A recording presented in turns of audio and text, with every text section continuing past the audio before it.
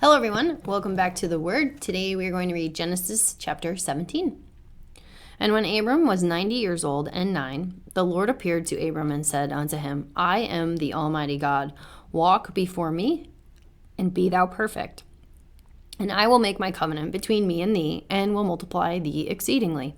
And Abram fell on his face, and God talked with him, saying, As for me, behold, my covenant is with thee, and thou shalt be a father of many nations. Neither shall thy name any more be called Abram, but thy name shall be Abraham. For a father of many nations have I made thee. And I will make thee exceedingly fruitful.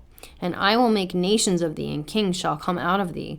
And I will establish my covenant between me and thee and thy seed after thee in their generations for an everlasting covenant, to be a God unto thee and to thy seed after thee. And I will give unto thee and to thy seed after thee the land wherein thou art a stranger, all of the land of Canaan, for an everlasting possession, and I will be their God. And God said unto Abraham, Thou shalt keep my covenant before thou and thy seed after thee in their generations. This is my covenant, which you shall keep, between me and you and thy seed after thee. Every man child among you shall be circumcised. And ye shall circumcise the flesh of your foreskin, and it shall be a token of the covenant betwixt me and you. And he that is 8 days old shall be circumcised among you. Every man child in your generations, he that is born in the house or bought with money of any stranger which is not of thy seed. He that is born in thy house, and he that is bought with thy money, must needs be circumcised. And my covenant shall be in your flesh for an everlasting covenant. And the uncircumcised man-child, whose flesh of his foreskin is not circumcised, that soul shall be cut off from his people. He hath broken my covenant.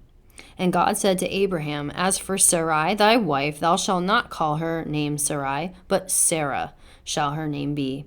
And I will bless her, and give thee a son also of her.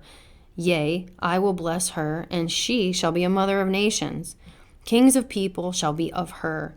Then Abraham fell upon his face and laughed, and said in his heart, Shall a child be born unto him that is 100 years old? And shall Sarah that is 90 years old bear?